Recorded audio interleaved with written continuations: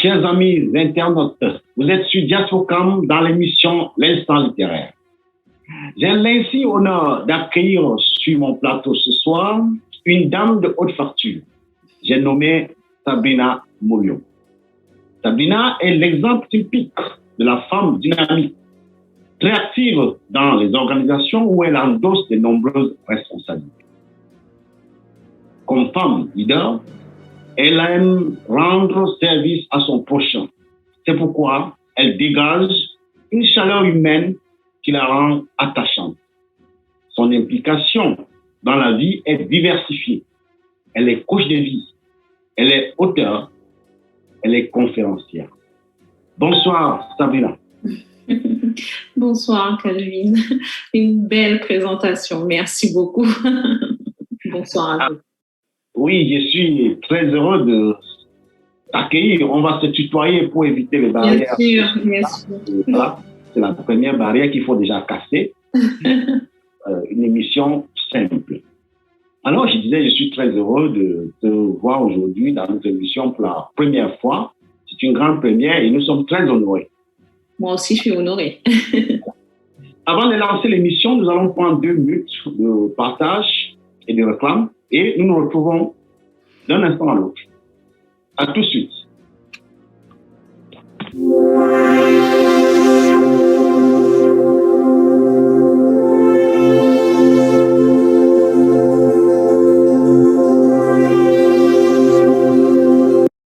Les foulards Aïcha HBS Carré de luxe peuvent être portés en toute saison avec toujours une extrême sensation de plaisir. Les foulards Aïcha HBS Carré de luxe brillent, scintillent et illuminent les couleurs, douceur et légèreté en font une matière de foulard et écharpe les plus agréables à porter autant par les femmes que par les hommes. Made in France, 100% soie.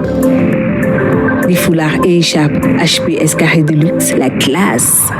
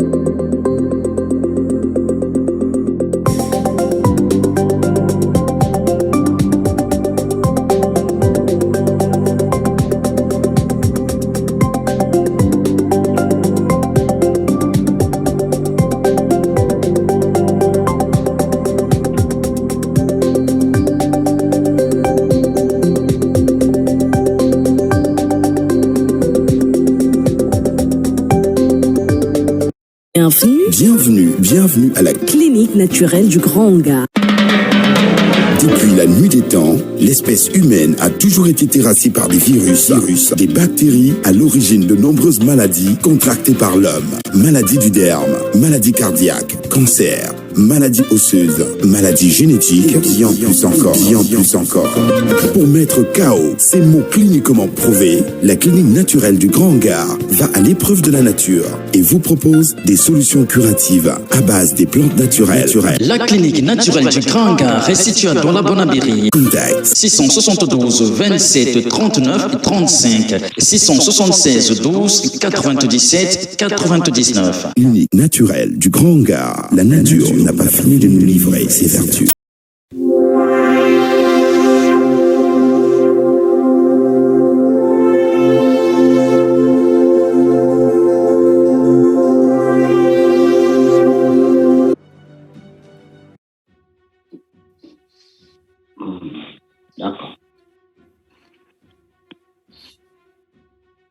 Voilà, rebonsoir Sabrina.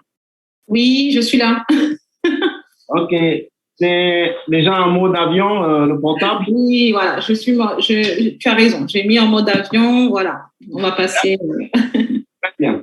En fait, lorsque je reçois un invité ou une invitée pour la première fois dans cette émission, je soumets toujours un certain nombre de questions qui invitent mon invité à réagir par un ou deux mots. Est-ce que tu es prêt à faire ce petit jeu-là? D'accord, il n'y a pas de souci, on y va alors. On y va. Ce ne sera pas des questions difficiles. Hein. Quel est ton état d'esprit actuel? Tranquille, franchement tranquille. Comment trouves-tu la vie? Belle. Que peux-tu dire à ceux qui ne sont pas encore nés? Devenir. Que peux-tu dire à ceux qui ne sont plus de ce monde? Waouh.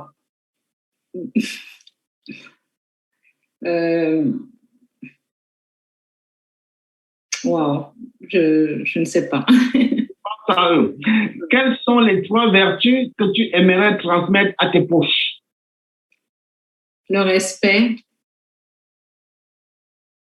la fidélité et l'amour. Qu'apportent les réseaux sociaux à ta vie actuelle? Je n'ai pas compris. Qu'apporte Qu'apportent les réseaux sociaux à ta vie actuelle? À ma vie actuelle, qu'est-ce que ça apporte les réseaux sociaux? De la communication et de la visibilité. À la fin d'un voyage qui aurait duré 12 heures, que dirais-tu à ce voyageur qui a passé ces 12 heures à tes côtés? Quelle chance! Quel animal sauvage aimerais-tu apprivoiser? Animal sauvage, un lion. Le premier mot que tu écrirais dans le livre de la vie? Le premier mot que j'écrirais dans la vie. Merci. Le dernier mot dans le même livre? Merci aussi. Que retiens-tu de la vie jusqu'à ce soir?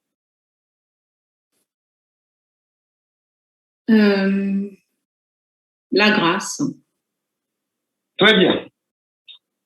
Voilà, aujourd'hui, il y a des téléspectateurs qui vont te découvrir pour la première fois. Est-ce que tu peux te présenter à cela? Alors, je me présente. Donc, je m'appelle Sabrina Mouliom. Je suis coach de vie, technicienne PNL, leader d'organisation. Je suis auteure, j'ai plusieurs casquettes. Donc, j'ai une agence événementielle qui s'appelle Just Award. Donc, ces événements, cette agence, en fait, je fais des événements privés, professionnels et inspirants.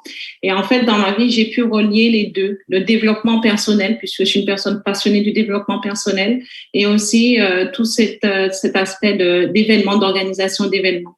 Donc, c'est pour ça que j'organise des événements inspirants ou des ateliers, des masterclass, où les personnes, en fait, viennent trouver les clés et les outils nécessaires qu'il faut pour avoir une vie épanouie en tant que coach. Et où je fais aussi venir des experts, des consultants dans leur domaine pour donner les clés nécessaires et les outils nécessaires à ces personnes, aux participants de ces masterclass, de ces ateliers aussi. Très bien. Dans la réponse que je viens d'écouter, il y a un mot qui m'a intéressé, le mot vie qui revient plusieurs fois.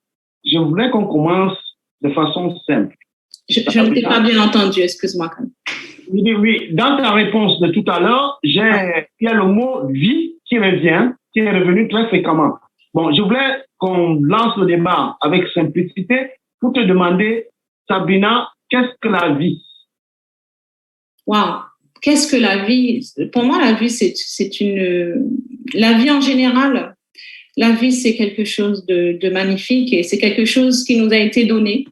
Et on doit, en fait, chérir cette chose avec beaucoup de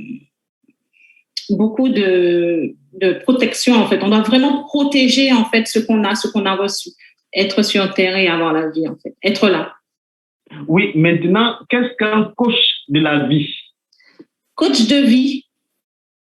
Alors, coach de vie, qu'est-ce que c'est? C'est une personne, comme moi, qui aide les personnes qui ont en fait des problèmes tout au long de leur vie. Il y a une certaine période qui aide une personne à un certain moment de sa vie à aller ou à passer à un autre cap en fonction de la problématique qu'il a. Ça peut être, par exemple, un manque de motivation. Ça peut être aussi une période où cette personne est dans un état de stress. Ça peut être tout ce que la vie emmène. En fait, le coach de vie va aider cette personne à aller mieux. Il va lui donner les outils et les clés nécessaires pour aller mieux. Oui, mais c'est un métier qui est récent parce qu'il y a 30 ans, on ne parlait pas de coach de vie. Oui, c'est un métier qui est récent. Le coaching est arrivé, en fait, le développement personnel est arrivé en France en 1989. Ouais. Bon, on va dire que c'est avec les réseaux sociaux aussi. Avec les réseaux sociaux, oui. Bon, la vie peut-elle perdre son sens? Qu'est-ce qui fait qu'une personne perde le sens de la vie? Ce qui fait qu'une personne perd le sens de la vie, c'est que déjà, dans un premier temps, je pense que la personne vit beaucoup d'épreuves où il y a des choses qui lui permettent des échecs, des épreuves. Et qu'est-ce qui fait que pour elle, ça perd son sens? C'est qu'elle ne se rend pas compte encore de cette grâce de pouvoir être là et d'avoir la vie, en fait. Parce que avoir la vie, c'est quelque chose de magnifique. Bon, est-ce que c'est vrai savoir, est-ce que c'est souvent mauvais choix des personnes dans l'amitié, les déceptions dans le mariage, mauvaise profession? Est-ce que ça peut jouer, ça peut jouer effectivement, mais je pense pas que ça avoir un mauvais choix d'orientation professionnelle. On peut toujours y revenir en fait. Rien n'est déterminé. Donc, il suffit que la personne comprenne que actuellement dans sa vie, elle passe par cette phase qui n'est pas facile. Mais si c'est un problème au niveau de l'orientation professionnelle, ben on change son orientation professionnelle. Tant qu'on a la vie, en fait, on peut le faire. Après, un échec dans le mariage, c'est vrai, c'est dur, mais c'est pas pour autant que la vie ne vaut pas. Elle n'est pas là pour être vécue, en fait. Donc un échec dans le mariage aussi, on peut travailler, on peut se reconstruire après un échec de mariage. Après, qu'est-ce que tu m'as dit d'autre, Kelvin? J'ai pas compris. Mais toutes ces choses, en fait... je disais, sur le plan professionnel, peut-être quelqu'un qui vient d'être licencié, peut-être dans son boulot, ainsi de suite, voilà, l'échec d'une vie de couple, etc. Bon, voilà, ce que je voulais ajouter à la suite de cette réponse, c'est que les gens que tu consultes, on les appelle, c'est des clients ou des malades? Non. Moi, je suis coach de vie. En aucun cas, je suis psychologue ni thérapeute. Donc, moi, je les appelle des coachés. Après, c'est vrai que si on passe du côté marketing, qu'on va discuter sur là, on va dire que ce sont des clients. Parce que bon, on va dire que ce sont des clients. Mais c'est vrai qu'en général, ce sont des coachés. Voilà. Donc, non, ce ne sont pas des malades. Mais est-ce que ce coaching-là, c'est pour des personnes qui veulent trouver du sens à la vie ou bien ceux qui l'ont perdu? C'est les deux. La question est ambiguë. C'est les deux. En fait, le coaching de vie, ça peut être pour une personne qui a envie de passer à un autre niveau, qui en a assez. Moi, je reçois des coachés qui peuvent dire, j'en ai assez de cette situation, j'ai envie de changer, j'ai envie du changement. Et aussi, ça peut être les deux. La deuxième chose aussi, il consulte aussi un coaching de vie, un coach de vie. Oui, mais voilà, tu reçois par exemple un client, voilà, tu as coaché pendant un certain nombre de temps. Comment reconnais-tu qu'une personne, comment reconnaît-on qu'une personne a donné un sens à sa vie? Et comment reconnaître l'avant et l'après? Comment reconnaître l'avant et l'après? en général, c'est le coaché qui vous le dit. Et c'est là, quand vous voyez en fait qu'il y a le sourire et il sent le changement. Parce que quand il arrive, on fait déjà un état des lieux. Donc, on regarde déjà qu'est-ce qu'il y a. Et quand il vient me voir en général, un coaché, quand il vient voir un coach de vie, c'est pour établir un changement.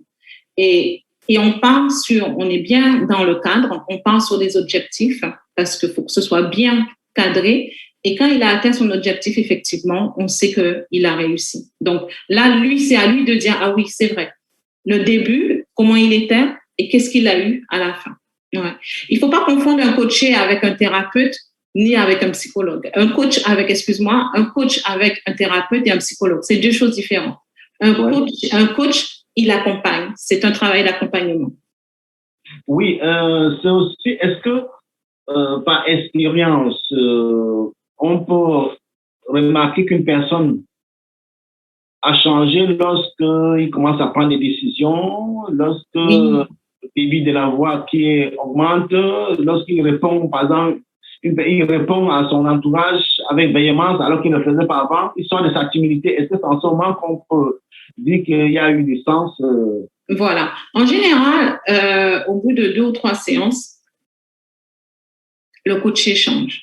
Et déjà, rien que quand je les ai en face, rien que déjà par la posture, parce que quand je commence mes séances, je demande toujours la météo au coaché, sa météo en début et en fin de séance. Mais rien que déjà par sa posture, après, on voit qu'il commence à changer. Et puis, on regarde aussi comme on établit un plan, on regarde aussi qu'est-ce qu'il a mis en place. Et en général, après, il revient et dit, mon entourage, où j'ai fait telle décision, où j'ai fait telle action. Et effectivement, on remarque le changement. D'accord. J'ai vu j'ai feuilleté un peu ton profil pour constater aussi que tu es leader d'organisation. Donc, oui. Pourquoi faut-il un leadership dans les organisations? Alors, pourquoi il faut un leadership dans une organisation? Tout simplement parce qu'il faut que l'organisation soit structurée, bien cadrée. Et pour être là, il y a un moment où il y a des prises de décision à prendre quand on est leader d'organisation. Donc, on est obligé il y a des décisions qu'on prend que d'autres ne peuvent pas prendre. Donc, on est obligé de quand même avoir cette posture de leader.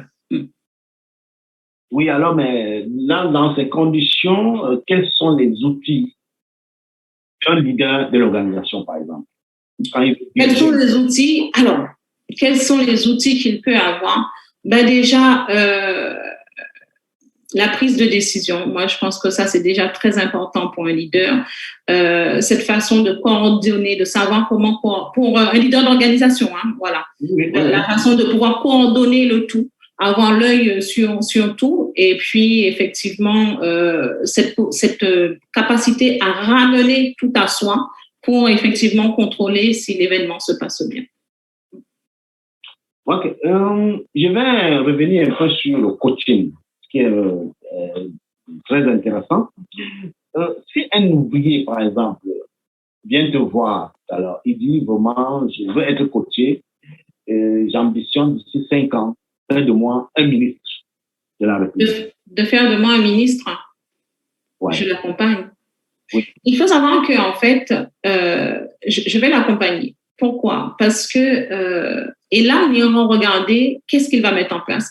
Un coach n'est pas là avec la baguette magique. Toutes les solutions sont dans le coaché. Donc, en fait, moi, je vais aller chercher quelles solutions qu'il voit et qu'il va mettre en place pour devenir ministre. Donc, on va aller travailler ça. Qu'est-ce qu'il va, lui, quand il voit qu'il veut être ministre, c'est à lui de me dire par quoi il va passer. Et je l'aide et je l'accompagne à aller vers son but. Mais vers son objectif. Tu lui diras pas qu'il faut un certain système de valeurs? Ah si, voilà. Donc, effectivement, dans l'accompagnement, c'est vrai que là, j'ai été très rapide, mais si on doit rentrer en profondeur, quelles sont les solutions? On va aller chercher, OK, Vous voulez devenir ministre? Il n'y a pas de souci. Mais qu'est-ce qu'il faut mettre en place pour devenir ministre? Donc, ça peut passer par de la formation, ça peut passer par des enseignements, ça peut passer par la prise de parole, ça peut passer par plein de choses, de la motivation, ça peut passer par énormément de choses pour former cette personne pour aller. Donc, c'est à lui de trouver, en fait, ces solutions. En général, quand quelqu'un vient vous voir, il a envie d'atteindre un objectif, mais les solutions sont déjà en elle. Cette personne a déjà les solutions en elle. Donc, le coach, beaucoup confondent en fait. On n'est pas là pour donner et dire, il va faire ça, va faire ça. La personne, on va chercher en fait à l'intérieur de la personne quelles sont les solutions. Parce que moi, les choses qui vont me convenir ne vont pas forcément te convenir à toi. Donc, tu vas trouver ta propre solution pour atteindre ton objectif. Oui, tu connais les pygmées du Cameroun, par exemple, comme tu vas souvent au Cameroun. Oui, je connais les pygmées. Mon mari m'a parlé des pygmées. Je n'ai pas encore été au village. Je ne sais même pas où est-ce que ça se trouve, mais il me parle souvent de village des pygmées. Mais c'est vrai que... Les pygmées, il est dit que ce sont les premiers habitants du Cameroun. Ils sont souvent petits de taille.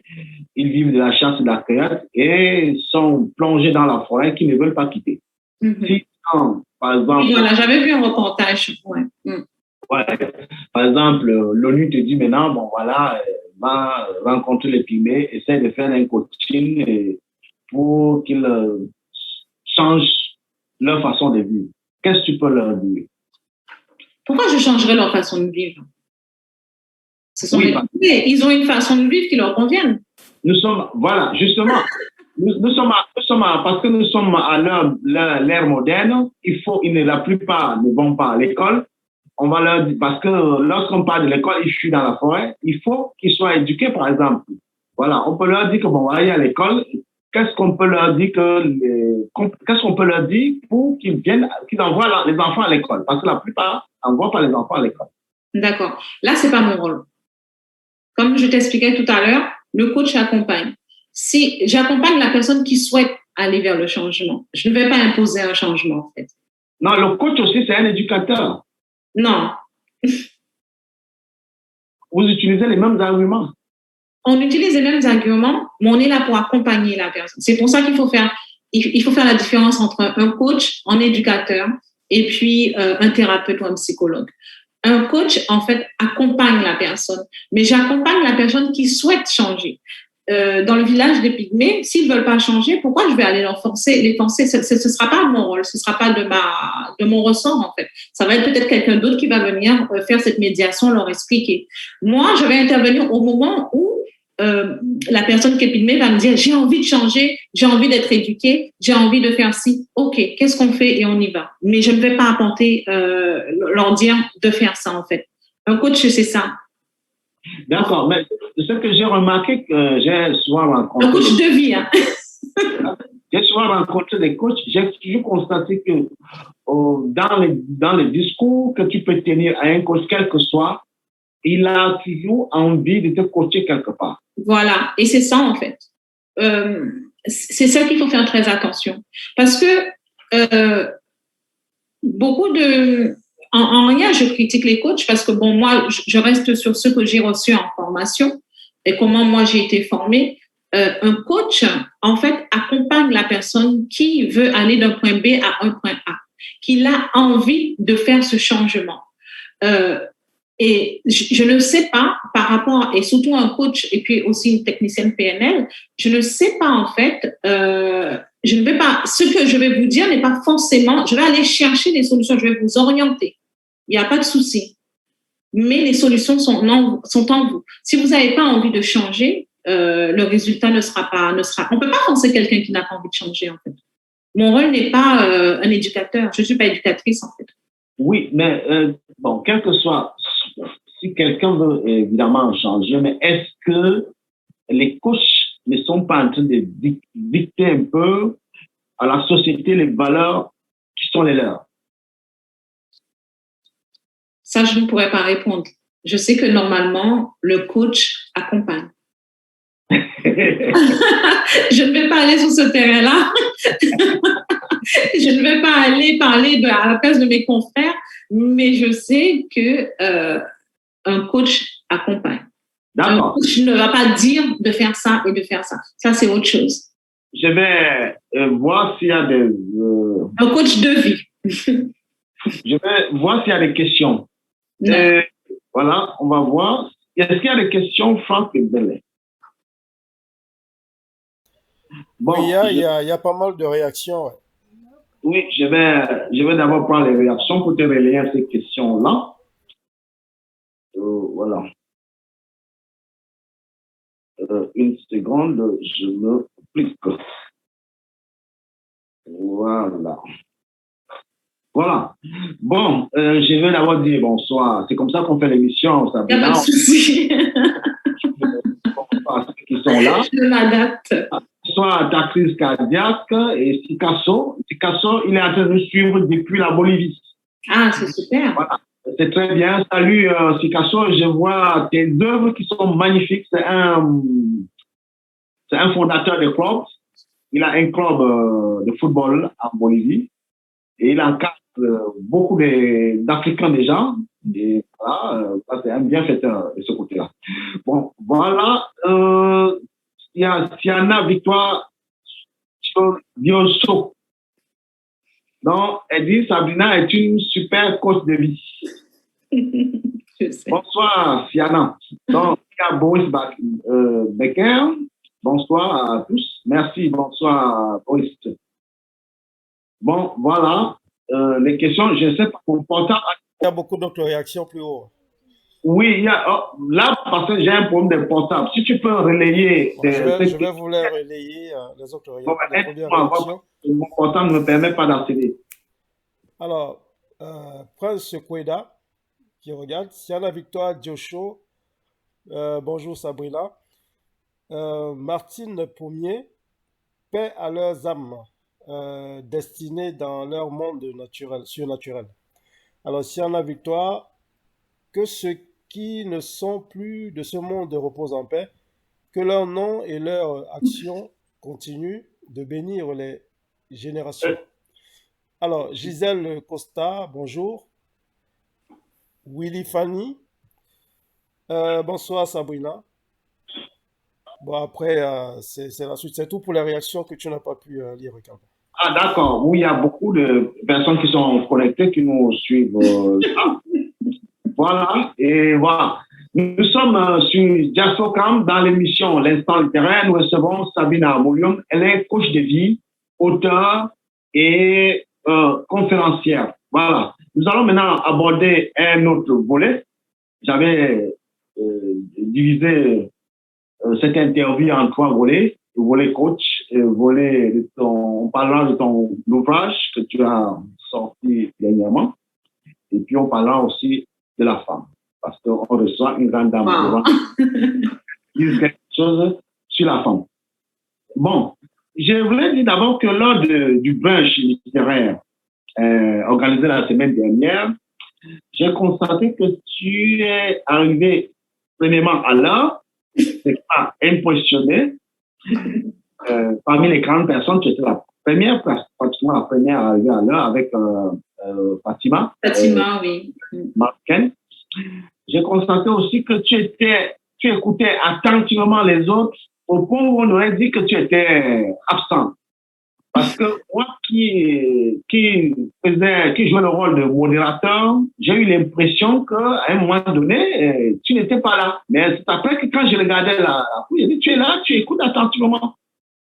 Bon, ça m'a permis de constater qu'en face de moi, il y avait une grande dame. Est-ce que les grandes dames s'affirment d'abord par le silence? Les grandes dames, en fait, s'affirment déjà par l'écoute. Mais quel que soit dame ou monsieur, un homme avec un grand âge, je pense qu'il est important d'abord d'écouter l'autre.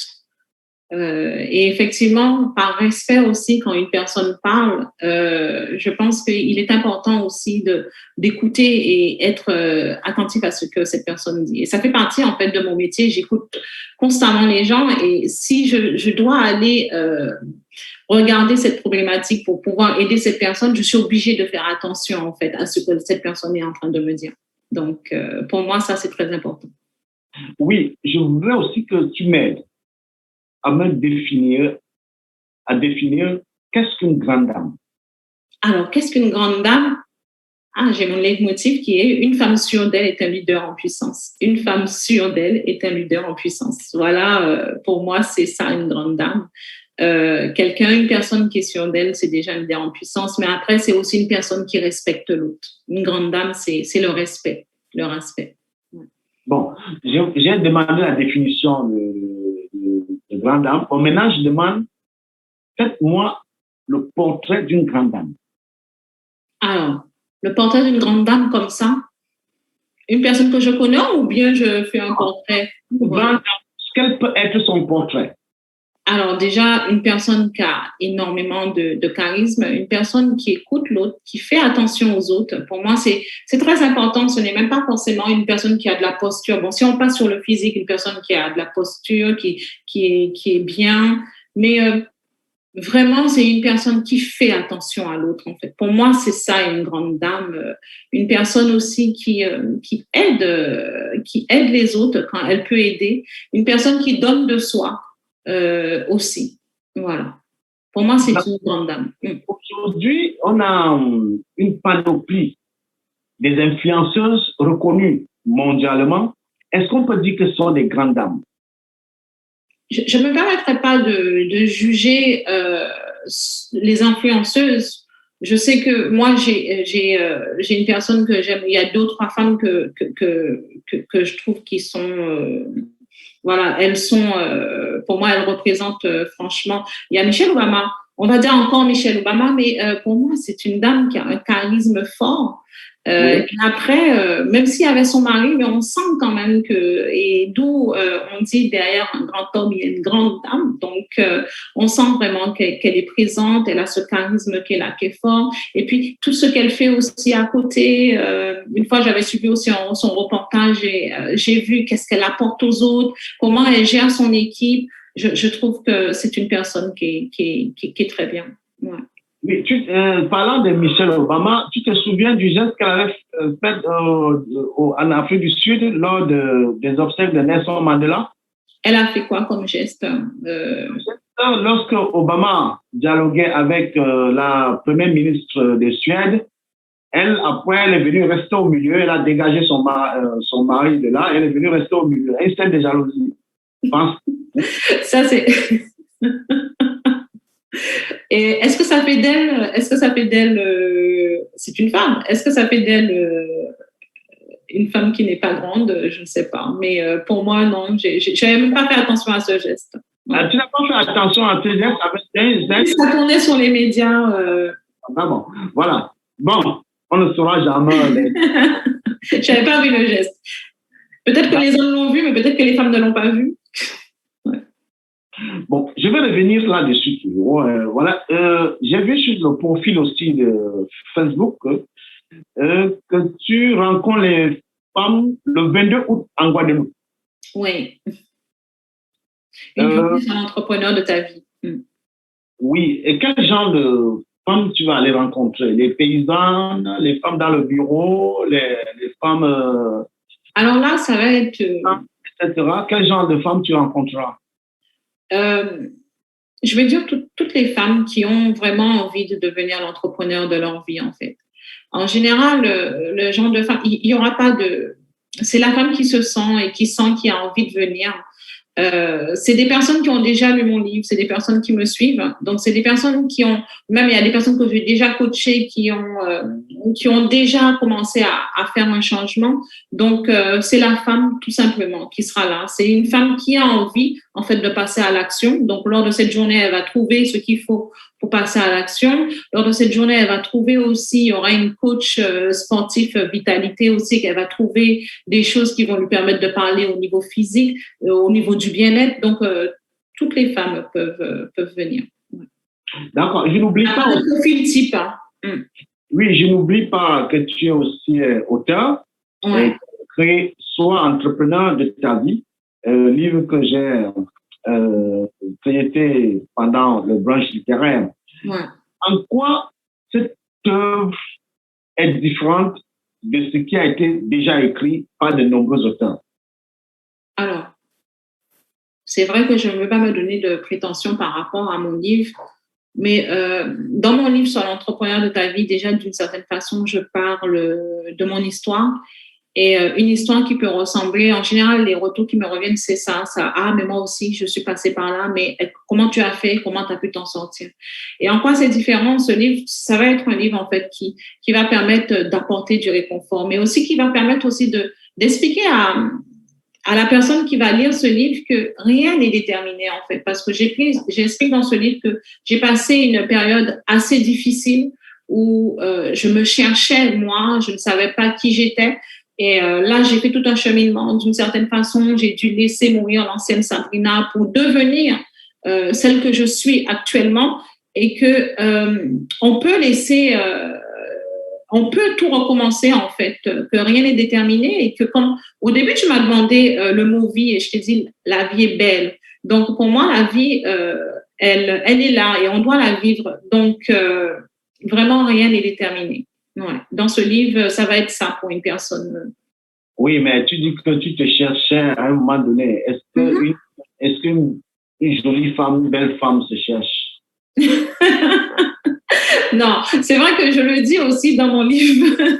Dans mon livre, c'est vrai que j'ai tout en fait. Je veux dire que j'ai tout, mais il me manquait vraiment cet accomplissement de moi. Donc, j'ai un mari aimant où ça se passe bien. On est mariés depuis des années. J'ai 2 beaux enfants. J'habite voilà, j'ai tout. J'avais un travail en plus où j'allais, mais il y a un moment dans la vie où je me suis dit, je me retrouvais pas. J'allais au travail et j'y allais à reculons. Et quand j'ai commencé à faire ça, et puis tout autour de moi, je me disais, mais je me sentais pas bien. Et à un moment, à l'intérieur, on se dit, mais waouh, qu'est-ce qu'on fait là? Et est-ce que vraiment, je me sentais pas alignée avec moi-même? Et quand j'ai commencé à chercher les raisons, avant de chercher les raisons, je me suis rendu compte vraiment que ça n'allait pas. Et c'est lors d'un déclic, et je parle dans mon livre, où j'ai eu un accident de voiture, où j'ai failli perdre la vie. Et en fait, c'est là que tout est arrivé et je me suis dit, waouh, la vie, elle est belle, mais on peut du jour au lendemain sortir comme ça pour aller à son travail et ne pas revenir. Donc, à partir de maintenant, je veux vraiment vivre la vie que j'ai envie de vivre. D'accord. Maintenant, est-ce que tu as sélectionné un court extrait que tu peux nous lire dans ton livre? Oui, j'ai sélectionné, alors, je vais sélectionner quelques passages. Voilà, j'ai un passage où je parle de bilan de sens. Alors, pourquoi, donc, je lis maintenant, Vas-y. D'accord. Alors, ça va être sur 2 pages, je pense. Pendant cette quête de transformation qui a duré plusieurs mois, j'ai fait des recherches sur des formations d'accompagnement. Ces formations nous aident à mettre en place des stratégies, des techniques qui nous aident à trouver notre pourquoi. J'ai commencé par faire un bilan de sens, ce que l'on peut également appeler un bilan d'identité. Il s'agit d'une alternative au bilan de compétences. Je ne critique en rien le bilan de compétences, mais la limite de celui-ci est qu'il se focalise et qu'il ne se focalise que sur les compétences. Il ne recherche pas nos passions, notre pourquoi, nos besoins dans la vie, nos talents, contrairement au bilan de sens. Donc, est-ce que je continue à lire ou après je donnais la définition de compétences et... Une autre page, il y a une autre page. Alors, après, en haute page, c'est un chapitre qui s'appelle « Les 4 composantes de la réussite ». Oui. Je commence cela par une citation qui dit « N'acceptez jamais la défaite ou n'acceptez jamais la défaite, vous êtes peut-être à un pas de la réussite ». Je souhaite partager avec vous les 4 composantes essentielles de votre réussite. Pour commencer, je souhaiterais que vous répondiez à cette question existentielle. Qui suis-je vraiment? En effet, qui êtes-vous réellement? À un moment de votre vie, à un moment de notre vie, nous nous posons cette question. C'est la chose naturelle de vouloir être soi-même, à sa place, en train d'accomplir le but pour lequel on existe et surtout être heureux dans la vie. Cette évolution intérieure et extérieure se fait petit à petit et au rythme de vos expériences. Très bien. Voilà. En tout cas, c'est pertinent ce qui est écrit dans le livre. Bon, mais peut-on vraiment apprendre le sens de la vie à partir d'un livre? À partir d'un livre? Oui. Non, mais on peut être impacté à partir d'un livre. On peut prendre une décision à partir de quelque chose qu'on a lu ou à partir d'un livre ou à partir d'un événement qu'on a vécu. On peut prendre une décision, on peut être impacté. Mais trouver un sens, non, parce que ça va se chercher pour trouver sa mission de vie. Il y a un travail quand même qui doit être fait. Ouais. Parce que j'imagine que ce que tu dis à tes clients oralement est le reflet, par exemple, de ce que tu as écrit dans ton livre. Bon, si vous laissez la théorie et la pratique, lorsqu'on fait la théorie, est-ce qu'il faut absolument la pratique? Parce que si j'achète ce livre et je rentre au Cameroun, j'aurais besoin tout simplement de ce livre. Est-ce que je peux vraiment la pratiquer si je n'ai pas rencontré l'écrivaine? Alors, c'est vrai que dans mon livre, il y a quelques clés que je donne, donc la clé de passage à l'action et puis une autre clé aussi qui parle des 4 composantes de la réussite. Mais le livre ne sera pas forcément, ça va déclencher. Mais pour vraiment faire ce changement, il faut vraiment aller en profondeur et il faut vraiment se faire accompagner, en fait. Ouais. On peut faire quelques petits exercices qui vont nous aider juste comme ça. Mais quand on veut vraiment aller vraiment en profondeur, il est mieux vraiment de se faire accompagner. Oui, on va un peu, puisque tu es auteur, tu es écrivaine. Maintenant, on va un peu parler de littérature, toujours de ton livre.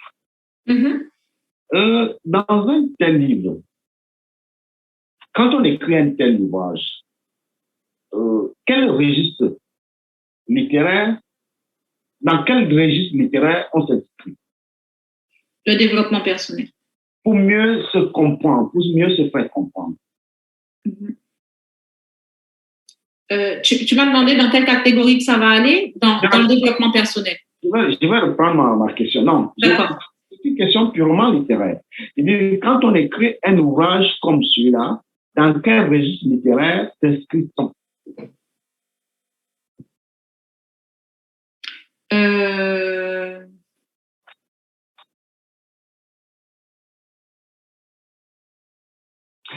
Là, je te laisse à toi-même maintenant. Je suis en train de réfléchir parce que là, tu m'as posé. Bon, je vais reformuler encore. Bon, là, je t'ai bien eu, hein, je t'ai piégé là. Très bien. Hein? Bon, le registre littéraire, déjà, c'est le ton dans lequel on veut faire comprendre ses émotions, ses sentiments dans le livre.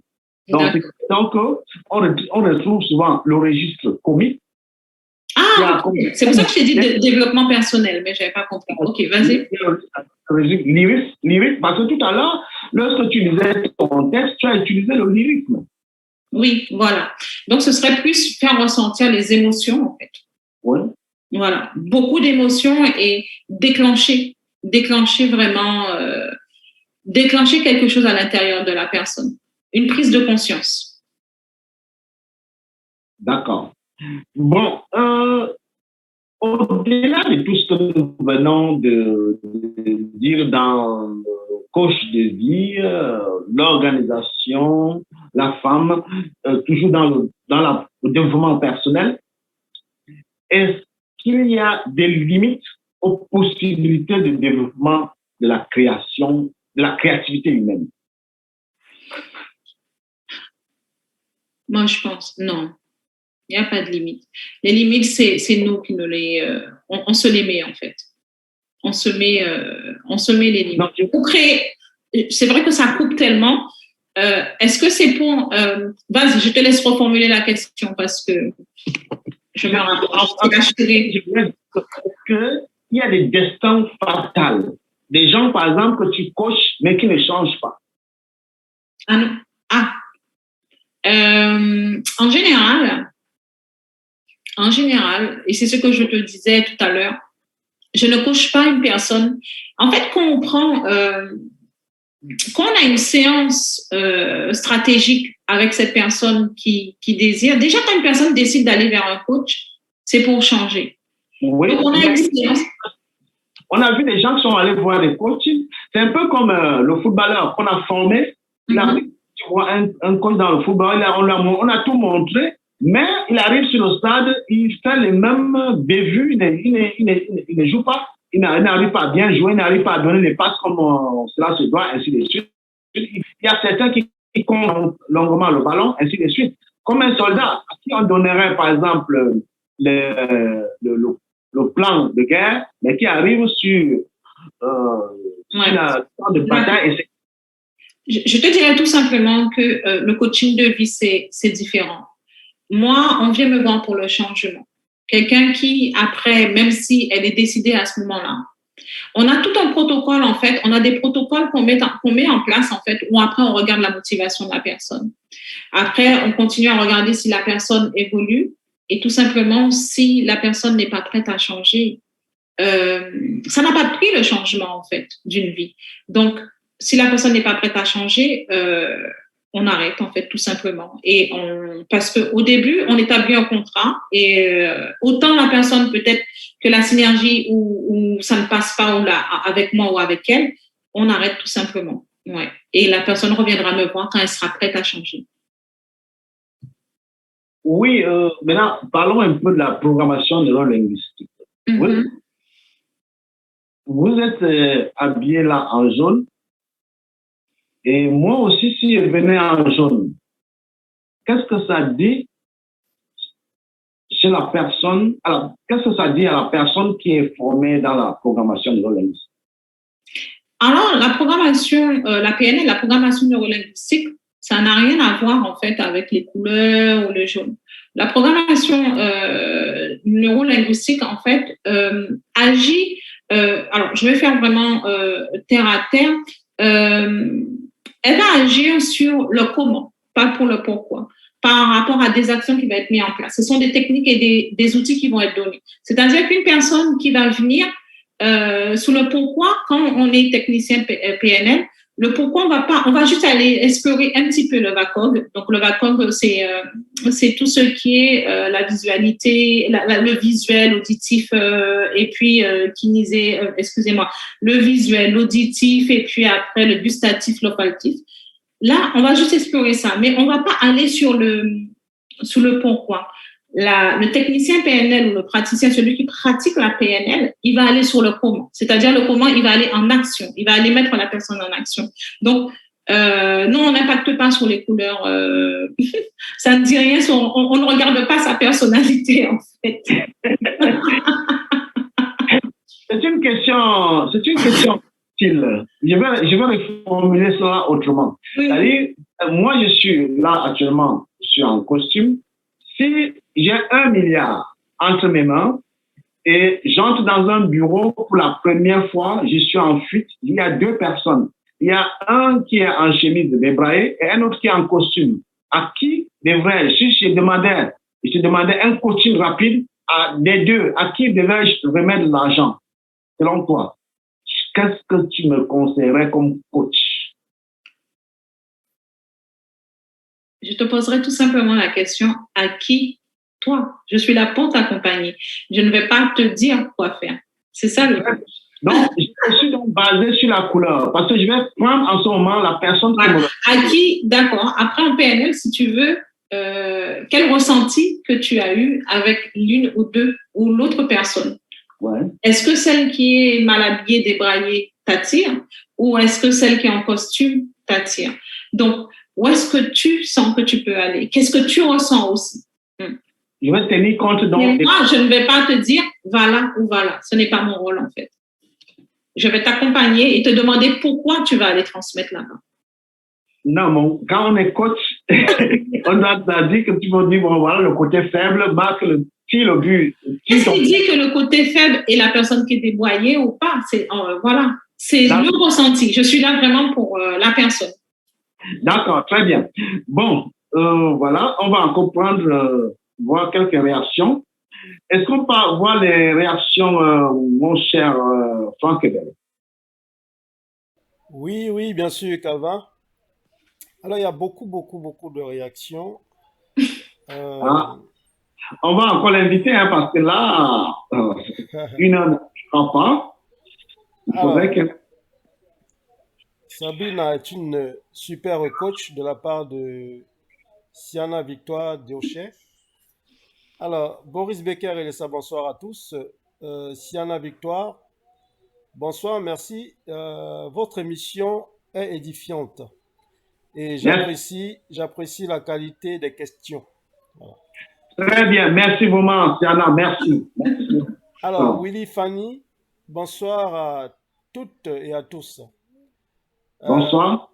Prince Queda, le bonjour de Armando, groupe Delft Italie. Ma jolie Laurette, hello. Mission Intel Apostolique. Bonjour à tous, soyez abondamment comblés et bénis au nom puissant de Jésus-Christ. Amen. Merci. Alors, ma jolie Laurette, oui, l'écoute est importante. Ma jolie Laurette, elle a eu raison, elle a protégé son homme. Je crois qu'elle parle de la femme d'Obama. Ah ouais. Voilà. Alors, C'est vrai. Félix Mouna, bonsoir. Maman Marie qui envoie des cœurs. Charles Bertrand John Mouna, salut. Solena, oui, oui, merci, la mère. Ta crise cardiaque. Avez-vous d'autres passions que le coaching? Voilà. À toi de répondre. Avez-vous d'autres passions autres que le coaching? C'est à toi, Sabrina. Oui, alors qu'est-ce que j'ai comme passion autre? Ben, j'aime beaucoup la lecture. Hein. Je lis pas mal, beaucoup de bouquins de développement personnel aussi. Et je pratique la Zumba. J'aime bien aussi la Zumba. Est-ce que tu sais qu'est-ce que c'est? Donc, c'est voilà. Sabrina, tu es mariée à un Camerounais. Est-ce que tu connais quelques écrivains camerounais et les livres qu'ils ont publiés? Je te connais, toi? Et le livre que j'ai publié. Je te connais, toi. Non, c'est vrai que je ne connais pas beaucoup d'écrivains camerounais, mais c'est vrai que la dernière fois, au brunch littéraire, on a rencontré pas mal d'écrivains camerounais et j'ai trouvé ça super. Vraiment, ouais. D'accord. Tu connais Serge Patient? Cherche patient, non. Il est guadeloupéen, il est écrivain. Ah, d'accord. J'ai pas. Ouais. Non, je connais. D'accord. Ok. Bon. J'ai pas encore fini avec les questions, calme. Ah, d'accord. Ok, continue alors, Franck. Alors, Gisèle Costa qui envoie des cœurs. Gisèle Costa, le développement personnel. Je crois qu'elle répondait à la place une question que vous avez, que Calvin posait. Alors, elle vous aidait, elle dit le développement personnel. Alors, ta crise cardiaque, donc Gisèle Costa, poussée à passer à l'acte. Cindy Chinda, quels sont les bons et les mauvais côtés du métier? Voilà. Très belle question. Quels sont les atouts et les méfaits de ce métier? C'est marrant qu'on pose cette question parce que c'est vrai que c'est mon métier, mais c'est aussi une passion. Et je ne trouve même pas de mauvais côté, en fait. Ah, d'accord. Sincèrement, je ne trouve même pas de mauvais côté parce que quand on voit cette personne qui arrive avec une problématique et cette personne, après, va vers le changement, on est tellement, juste un sourire, on est tellement bien et on se sent tellement bien à l'intérieur d'avoir vu cette personne changer et vraiment avoir cette clé pour pouvoir aller vers cette vie épanouie ou la chose ou vers son objectif. Donc, je ne vois pas les mauvais côtés parce que je le fais vraiment avec passion. Ouais. Je n'ai pas l'impression de travailler, en fait. Ok. Alors, Martine Pommier, l'habit ne fait pas le moine. Maman Marie, merci. Gisèle qui envoie un bisou. Martine Pommier, acteur et non plus spectateur. Martine Pommier, c'est une ligne de vie. Voilà toutes les réactions quand même. C'est mon livre, en fait. Effectivement, dans mon livre, je parle de ça, en fait. ne plus être spectateur de sa vie, mais passer à l'action et être acteur de sa vie. Ouais. Oui, voilà, je reviens sur la dernière réponse de tout à l'heure. Est-ce que ce qu'on fait à l'extérieur est différent de ce qu'on est à l'intérieur dans la situation de coaching? Ça peut être différent et c'est pour ça qu'à un certain moment, on recherche à être aligné. Quand on vient en séance de coaching, c'est qu'on a déjà un problème et on a envie de changer, on ne se sent pas bien. Donc déjà, on peut être à côté d'une personne, on a l'impression que physiquement, cette personne, elle est bien, mais à l'intérieur, elle n'est pas bien. Donc c'est ce que j'explique dans mon livre, justement. Quand je vous ai dit tout à l'heure que j'avais tout, et tu m'as une belle femme, oui, j'avais tout. Et effectivement, d'autres personnes avec les regards n'ont pas compris pourquoi je suis passée par cette période. Mais cette période assez sombre. Parce que à l'intérieur, j'avais vraiment cette sensation de non-accomplissement. Donc, tant que ce n'est pas réglé, on n'est pas bien. On n'est pas bien. Ça peut aussi se voir à l'extérieur avec quelques petites choses, voilà. Mais c'est vrai que après qu'on est complètement épanoui, on a autre chose. On rayonne, le soleil. On a beaucoup de choses qui, voilà, le sourire et par notre attitude, les gens autour de nous, effectivement, trouvent qu'on est épanoui, en fait. Ouais. Oui, nous acheminons vers la fin de cette émission. C'était tellement beau qu'on n'a pas vu. C'est vrai que je n'ai même pas vu l'heure passer. Qu'on n'a pas vu le temps passer. Voilà. Tu as un autre projet littéraire entre-temps. Est-ce que tu peux nous en parler et où est-ce qu'on peut trouver tes livres aussi?